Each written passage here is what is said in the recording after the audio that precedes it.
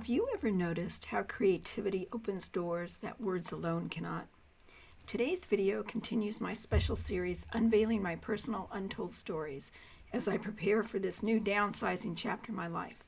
I wanted to share a deeply meaningful experience from my time as a chaplain that taught me profound lessons about pain, joy, and the healing power of connection.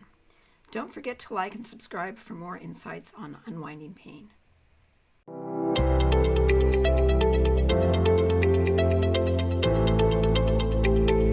Greetings. It's nice to see you again. And those here for the first time, you're very welcome. There are moments in our professional lives that transform us in unexpected ways. For me, one such experience came during a pediatric oncology wellness fair at the hospital, where I was invited to participate using the healing arts of humor. On that bright Saturday morning, I arrived at the hospital courtyard, not in my usual chaplain attire, but dressed as a Raggedy Ann, complete with a red yarn wig, rosy cheeks, and a polka-dotted dress.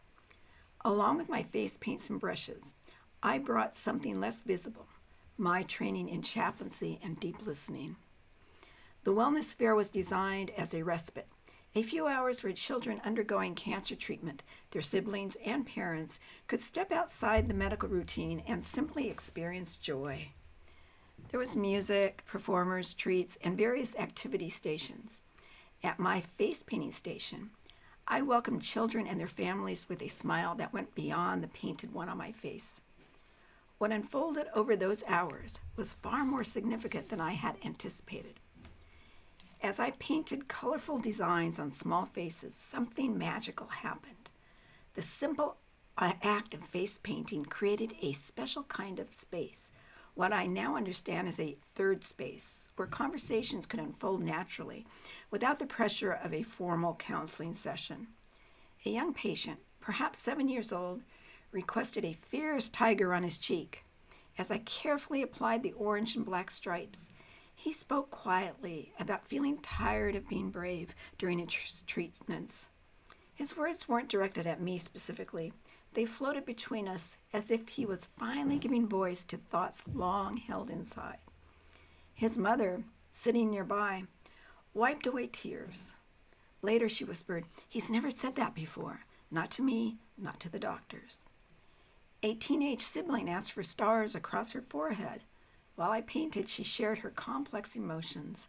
The guilt she felt for being healthy while her brother was sick, her resentment over the family's focus on his treatment, and her fear of expressing these feelings because my problems aren't real problems compared to cancer. Parents, too, found moments to exhale. One father, watching his child laugh at a nearby puppet show, a sound he hadn't heard in weeks, confessed how isolated he felt navigating the medical system and how he struggled to maintain hope while being strong for everyone else. What struck me most was that these profound conversations happened amid music, laughter, and the festive atmosphere of the fair. There was something about the combination of creativity, gentle touch, and the permission to simply be in a joyful environment that allowed difficult emotions to surface naturally. I realized that day that healing spaces don't always look like quiet rooms with tissues and serious conversations. Sometimes they look like face painting stations with a clown in a polka dot dress. This experience fundamentally shifted my understanding of pain and healing. I came to see that, first, pain and joy can coexist. The children experiencing serious illnesses could still find genuine moments of delight. The parents carrying tremendous worry could still laugh at a silly joke. This wasn't denial. It was the remarkable capacity of the human spirit to hold multiple truths simultaneously. Second, creative expression often opens pathways that verbal communication alone cannot access. The simple act of having their faces transformed seemed to give people, especially children, permission to also express the transformations happening inside of them. Third, healing doesn't always require direct confrontation with pain. Sometimes healing happens in the spaces where we temporarily step away from our pain narrative and remember the other dimensions of our lives and identities. In the context of chronic pain recovery, this has many profound implications. Many of us become so identified with our pain that we forget there are other aspects to who we are.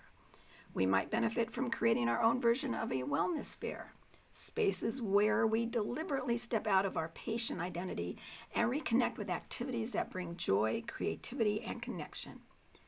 I also learned about the healing power of witnessing. As the face painter, I wasn't there to fix problems or offer solutions.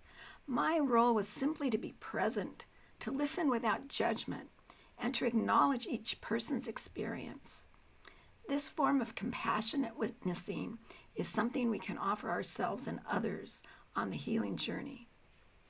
For those of you navigating chronic pain, I invite you to consider, where are the spaces in your life that allow both pain and joy to coexist? What creative activities might help you express what words cannot? And how might you create moments where you step outside your patient identity and remember the fullness of who you are? The children and families I met that day taught me that healing doesn't always follow a linear path.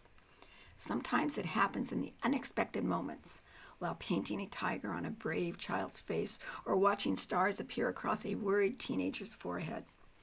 So thank you for joining me for today's story. In my next videos in this series, you'll hear other of my untold personal stories that coalesce with unwinding pain. So it's bye for now, and I'm wishing you a comfortable week.